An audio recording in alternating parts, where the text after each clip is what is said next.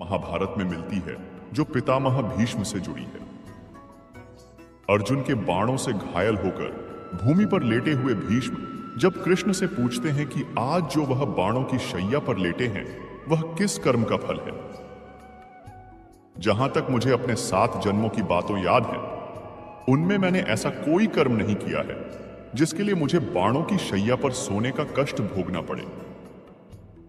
भीष्म के प्रश्न का उत्तर देते हुए श्री कृष्ण बताते हैं कि आपको अपने 8वें जन्म की बात याद नहीं है। उस जन्म में आपने एक सांप को नागफनी के कांटों पर फेंक दिया था। इससे सांप का पूरा शरीर कांटों से बिंध गया था। उसी पाप के कारण आपको आज बाणों की शैया मिली है, जिसके कारण आपको बाणों की शैया प्राप्त हुई है। व्यक्ति का पुनर्जन्म उसके पूर्व जन्मों के संचित कर्म, इच्छा, भोग और वासना पर निर्भर करता है। जीव की जैसे इच्छा, वासना और भोग की कामना रहती है, उसी अनुसार उसे नया शरीर, परिवेश और बाकी सारी चीजें भी मिलती हैं। पुराणों में कई कथाएं भी मिलती हैं जो यह बताती हैं कि मृत्यु के समय व्यक्ति की जैसे चाहत और भावना होती है, उसी अनुरूप उसे नया जन्म मिलता है। एक कथा राजा भारत की है जो हिरण के बच्चे के मोह में ऐसे फंसे कि अंतिम समय में उसी के ख्यालों में खोए रहे। इसका परिणाम यह हुआ कि पुण्यात्मा होते हुए भी वह अगले जन्म में पशु योनि में पहुंच गए और हिरण बने। श्री कृष्ण कहते हैं, मानव शरीर अस्थाई और आत्मा स्थायी है। गीता के श्लोक में भगवान श्री कृष्ण ने मनुष्य अर्थात मानव शरीर आत्मा का अस्थाई वस्त्र है, जिसे हर जन्म में बदला जाता है। इसका आशय यह है कि हमें शरीर से नहीं, उसकी आत्मा से व्यक्ति की पहचान करनी चाहिए। जो लोग मनुष्य के शरीर से आकर्षित होते हैं या फिर मनुष्य के भीतरी मन को नहीं समझते हैं, ऐसे लोगों के लिए गीता का यह उपदेश बड़ी सीख देने वाला है। जीवन का एकमात्र सत्य है, वो है मृत्यु। गीता में श्री कृष्ण ने कहा है कि हर इंसान के द्वारा जन्म मरण के चक्र को जान लेना बेहद आवश्यक है, क्योंकि मनुष्य के जीवन का मात्र एक ही सत्य है और वो है मृत्यु। क्योंकि जिस इंसान ने इस दुनिया में जन्म लिया है, उसे एक दिन इस संसार को छोड़कर जाना ही है और यही इस दुनिया का अटल सत्य है। लेकिन इस बात से भी नहीं नकारा जा सकता है कि हर इंसान अपनी मौत से भयभीत रहता है। अर्थात मनुष्य के जीवन की अटल सच्चाई से भयभीत होना इंसान की वर्तमान खुशियों को भी खराब कर देता है। इसलिए किसी भी तरह का डर नहीं रखना चाहिए, क्योंकि व्यर्थ का डर आपके वर्तमान को खराब कर सकता। इस व्यर्थ के डर से भविष्य तो बदलने वाला है नहीं। गुस्से पर काबू करना चाहिए, क्योंकि क्रोध से व्यक्ति का नाश हो जाता है। भगवान श्री कृष्ण में गीता के उपदेश में कहा है कि क्रोध से भ्रम पैदा होता है और भ्रम से बुद्धि का विनाश होता है। वहीं जब बुद्धि काम नहीं करती है, तब तर्क नष्ट हो जाता है और व्यक्ति का नाश हो जाता है। इस तरह हर व्यक्ति को अपने गुस्से पर काबू करना चाहिए, क्योंकि क्रोध भी भ्रम पैदा करता है। इंसान गुस्से में कई बार ऐसे काम करता है जिससे उन्हें काफी हानि पहुंचती है और भविष्य में पछताना पड़ी देता है।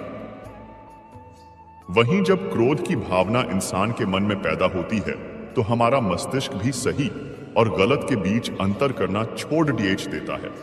इसलिए इंसान को हमेशा क्रोध के हालातों से बचकर हमेशा शांत रहना चाहिए, क्योंकि गुस्से में लिया गया फैसला इंसान को गहरी क्षति पहुंचाता है। व्यक्ति अपने कर्मों को नहीं छोड़ सकता है। श्री कृष्ण ने गीता उपदेश में बताया है कि मनुष्य अपने कर्मों की वजह से ही सुख और दुख भोगता है। उसने जैसे कर्म किए हैं उसे वैसा है फल भी भोगना पड़ेगा। कर्म के फल से वह भाग नहीं सकता। आखिर जो बोया है वही तो कटेगा। कोई भी इंसान बुरे कर्म करके मौज की जिंदगी काट रहा है तो समझ लेना मौज कुछ ही वक्त की है। जब कर्मों का हिसाब होगा तो उसके सारे सुख दुख में बदल जाएंगे। इंसान की पहचान उसके कर्म से होती ना की जाती, धर्म या शरीर से। इंसान को अपने मन को काबू में रखना चाहिए। जो लोग अपने मन को काबू में नहीं रखते हैं, उनके लिए उनका मन शत्रु के समान काम करता है। मन व्यक्ति के मस्तिष्क पर भी गहरा प्रभाव डालता है। जब व्यक्ति का मन सही होता है तो उसका मस्तिष्क भी सही तरीके से काम करता है। श्री कृष्ण गीता में यह भी उपदेश दिया गया है कि मनुष्य को पहले खुद का आकलन करना चाहिए और खुद की क्षमता को जानना चाहिए, क्योंकि मनुष्य को अपने आत्मज्ञान से, अपने हृदय से अज्ञान के संदेह को अलग कर देना चाहिए। जब तक मनुष्य खुद के बारे में नहीं जानेगा तब तक उसका उद्धार नहीं हो सकता है। मनुष्य को खुद पर विश्वास करना चाहिए। श्रीमद् भगवद गीता में श्री कृष्ण ने उपदेश दिया है कि हर मनुष्य को खुद पर पूरा भरोसा रखना चाहिए, क्योंकि जो लोग खुद पर भरोसा करते हैं वह निश्चय ही सफलता हासिल करते हैं। वहीं इंसान जैसा विश्वास करता है वह वैसा ही बन जाता है। अच्छे कर्म करें और फल की कामना किए बिना निष्काम कर्म करें। जो लोग कर्म नहीं करते और पहले से ही परिणाम के बारे में सोचते हैं, ऐसे लोगों के लिए गीता का यह उपदेश बड़ी सीख देने वाला है। इसमें श्री कृष्ण ने कहा है कि इंसान को अपने निष्काम कर्म करते रहना चाहिए, क्योंकि कर्म पर हमारा अधिकार होता है, कर्म के फल पर हमारा अधिकार नहीं होता। इसलिए अपनी सारी ऊर्जा कर्म करने में लगा दो, परिणाम की चिंता मत करो। और अगर कर्म निष्काम है तो परिणाम की चिंता होगी ही नहीं। मनुष्य की इंद्रियों का संयम ही कर्म और ज्ञान का निचोड़दार है। जाहिर है कि मनुष्य के सुख और दुख में मन की स्थिति एक जैसी नहीं रहती है। सुख में मनुष्य ज्यादा उत्साहित हो जाता है और दुख में वह बेकाबू हो जाता है। इसलिए सुख और दुख दोनों में ही मनुष्य के मन की समान स्थिति हो, इसे योग ही कहा जाता है। वहीं जब मनुष्य सभी सांसारिक इच्छाओं का त्याग करके बिना परिणाम की चिंता करे कोई काम करता है, तो उस समय वह मनुष्य योग में स्थित कहलाता है। और जो मनुष्य मन को वश में कर लेता है, उसका मन ही उसका सबसे अच्छा मित्र बन जाता है। लेकिन जो मनुष्य अपने मन को वश में नहीं कर पाता है, उसके लिए वह मन ही उसका सबसे बीढ़ा दुश्मन बन जाता है। वहीं जो मनुष्य अपने अशांत मन को वश में कर लेते हैं, उनको परमात्मा की प्राप्ति होती है। और जिस मनुष्य को ज्ञान की प्राप्ति हो जाती है, उसके लिए सुख दुख, सर्दी गर्मी और मान अपमान सब एक समान हो जाते हैं। ऐसा मनुष्य स्थिर चित्त और इंद्रियों को वश में करके ज्ञान द्वारा परमात्मा को प्राप्त करके हमेशा संतुष्ट रहता है।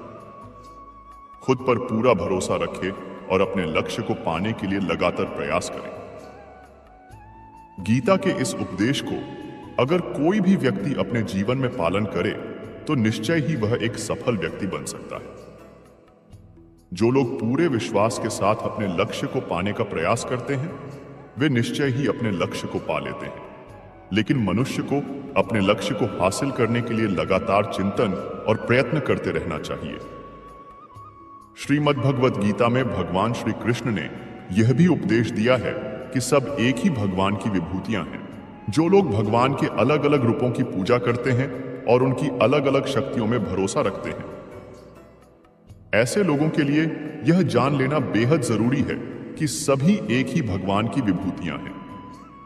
मनुष्य के अच्छे गुण और अवगुण भगवान की शक्ति के ही रूप हैं। इसका सार यह है कि लोक में जितने देवता हैं, सभी एक ही भगवान की विभूतियां हैं। वहीं कोई पीपल को पूज रहा है तो कोई पहाड़ को, कोई नदी या समुद्र को। असंख्य देवता हैं जिनका कोई अंत नहीं है। लोग अपनी अपनी आस्था के मुताबिक देवी देवताओं के अलग अलग स्वरूपों की पूजा करते हैं, लेकिन सभी एक ही भगवान की विभूतियां हैं।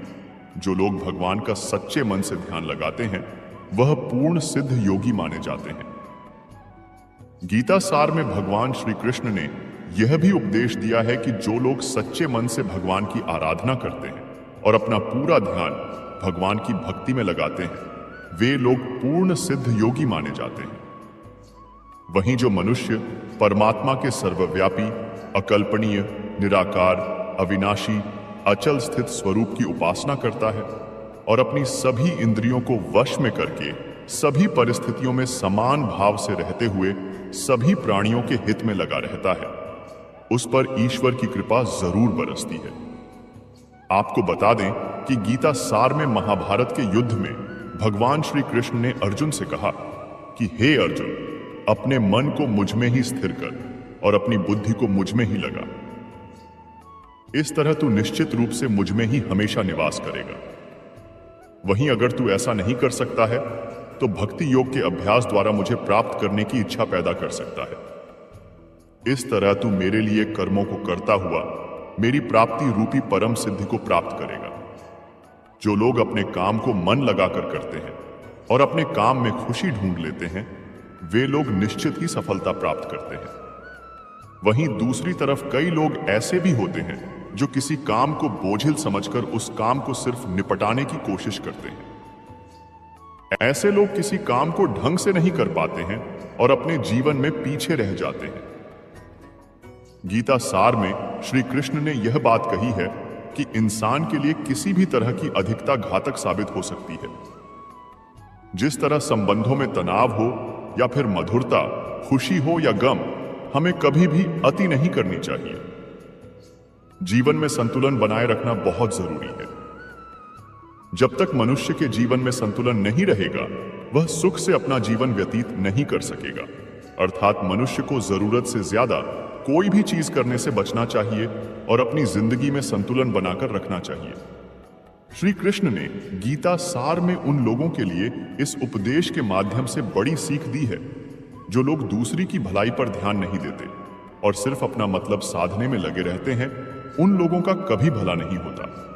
आपको बता दें कि इंसान का स्वार्थ उसे अन्य लोगों से दूर ले जाकर नकारात्मक हालातों की तरफ धकेलता है, जिसके चलते व्यक्ति अकेला रह जाता है। वहीं गीता में यह भी कहा गया है कि स्वार्थ शीशे में फैली धूल की तरह है, जिसकी वजह से व्यक्ति अपना प्रतिबिंब ही नहीं देख पाता।